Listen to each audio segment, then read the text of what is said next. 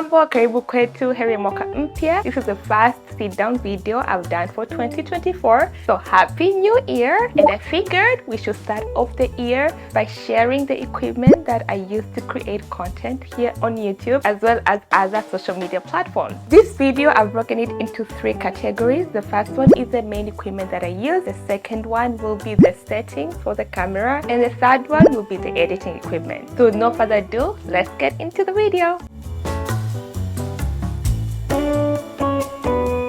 Let's start off with the camera that I use. I use the Canon EOS R camera, and this is the 30 megapixel. I've had this for a couple of years. This is a great camera. It takes great quality pictures and videos, and also it can record videos for 4K at 30 frames per second. So I would definitely recommend this to everyone. You, your mother, your sister, anybody wants to do content, get this. For the lenses, I have a few, but my top 3, the first one is the Canon RF 35mm lens, and the aperture goes down to as low as 1.8, which is great because that creates the bokeh effect, and that's the one I'm using to record this video. The second one is the lens on this camera, and this is the EFS 17 to 55mm ultrasonic. This is an old lens, but it does the job, and it goes to 2.8. It goes as low as 2.8 for the aperture, and that will apply if you're at 17 or 55. It can still go as low as 2.8. The Tamron 24 to 70mm is probably my favorite lens. It's a versatile lens, and the aperture goes down as low as 2.8, and it is great for basically everything, pictures and videos. So if I was to recommend a lens, I would definitely recommend this one. It's for the EF mount, but you can also use it for the EOS R. However, for you to be able to do that, you have to get an adapter, and this one is from Canon. It's the EF to R adapter, and it does a great job. It hasn't caused me any issues, so we recommend it. For the tripod, there are 2 I would recommend. The first one will be this one by Switchpod. This is probably my favorite tripod. I know a lot of people use GorillaPod, the one that can twist and turn, but for me that didn't work. However, this did the job great, especially if you're vlogging. Would definitely recommend this one. And for those of us who don't like to carry our camera and would prefer it being on a tripod at all times, this is the Vanguard tripod, probably the best tripod out there for the ones that I've tried, and I've tried quite a few tripods.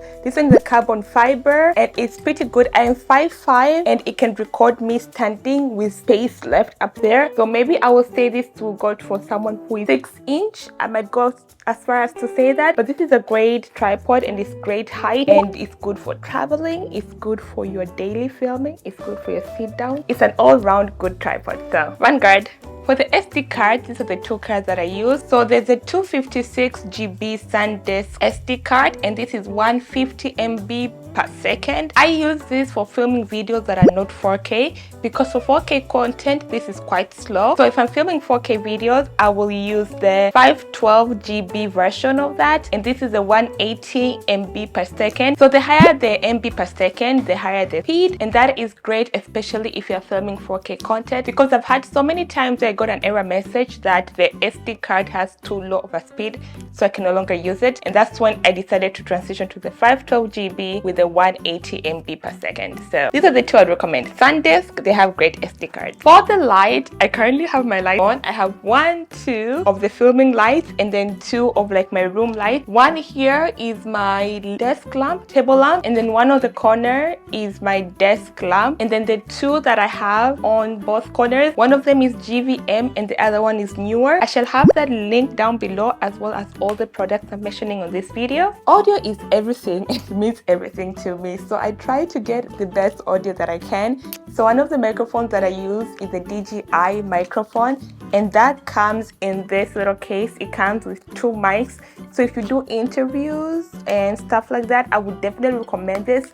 This has great sound quality. Highly recommended. The one that I'm using to film this video, so the sound you're hearing from this is coming from the DJI mic. Another alternative is the Rode Wireless Go 2. Also comes with 2 microphones. That means you can record audio from 2 people, and this has also been a great microphone. I was having a few challenges with it, that's why I opted for the DJI microphone. However, this also just works as well. I just slightly prefer the DJI microphone. And last but not least, I have the remote that I use to take my pictures. I can also use to start and stop recording. This is a Canon VRE1 wireless remote, and this has been working perfectly. I have 2 of them because at some point I misplaced one, but this, it does the job great. For the camera settings, I will focus on the shutter speed, the aperture, and the ISO. For my shutter speed, I usually go, the lowest I can go is 1/30, and then I can go higher than that depending on the time of the day and the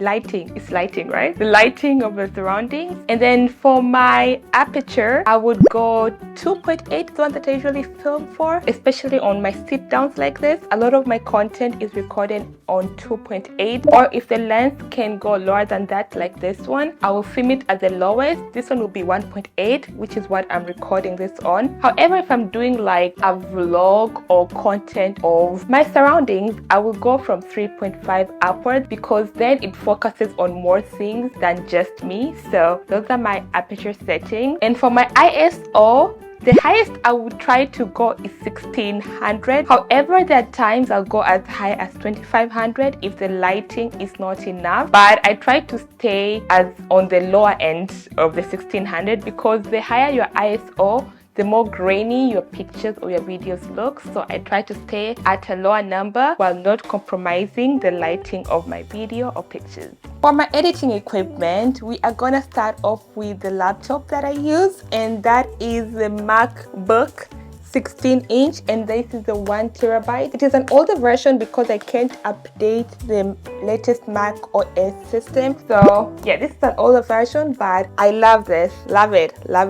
Because this MacBook, I don't have an SD card slot or a USB, the normal USB slot. I usually have to have an adapter, and the adapter that I use is this Anchor one, and it has 2 ports for USB. It has a port for your SD card, and it has a HDMI port. It also has a small port for the smaller SD card. So this one, it does the job. Something else that is a must for me is an external hard drive. Last year has been my favorite and my go-to. I do also have other external hard drives that I love a lot. I have a lot of external hard drives, but this is the one that I usually walk around with, and this is a 5TB, and it's the USB-C one. And I will link the other hard drives I have in my description section that you can check them out. But this one is reliable. It's more reliable than the other ones. They are yet to come with a hard drive that is reliable to the T, but this one does the job. The software that I use to edit my videos is Final Cut Pro. I live and swear by Final Cut Pro. It is great. It does an amazing job. I've been using it for years. It takes a while before you can learn how to use it, but once you learn how to use it, you know the shortcuts, you know your way around it. It is perfection. And the plugins that I use for my videos, that is the transitions, the effects, the text that you keep seeing on these videos, those ones I get from Motion Array, and I get from Envato Elements. I will have the links down below. But they have plugins for DaVinci, they have plugins for Adobe Premiere Pro,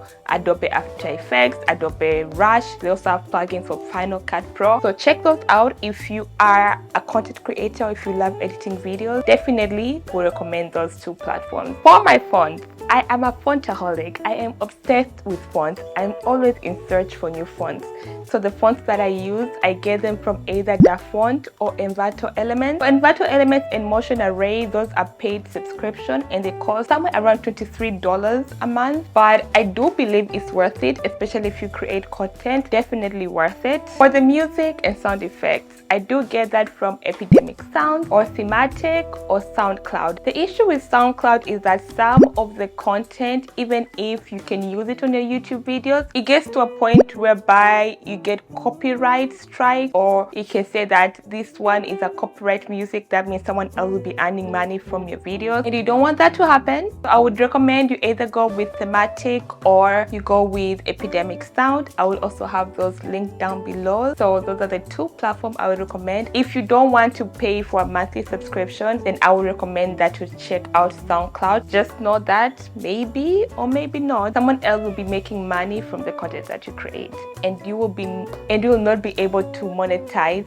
from content that has copyright music. Last but not least, my planning. I do it on Notion, and I've recently started incorporating an app called Rela. It was created by a content creator and it does a great job. The only issue I have about it is in terms of the editing of the text. It doesn't have check boxes. I can't cancel out something once I've done it. So maybe that's the only cons I've had so far, but it is a great scheduling system for content creators. And also Notion, I've talked about it so many times, but Notion is where I plan all my content. That's it for the video. If you have any questions or if you want me to go more into details about any of the things that I talked about, let me know in the comment section. Also, if you've not subscribed, please do and join the Binti Malu family. We are glad to have you and we'll be glad to interact with you. So join the family. Thank you so much for watching. Remember to keep spreading the African love, whatever kind of love you have to offer, because there's no room for hate. Nawapenda.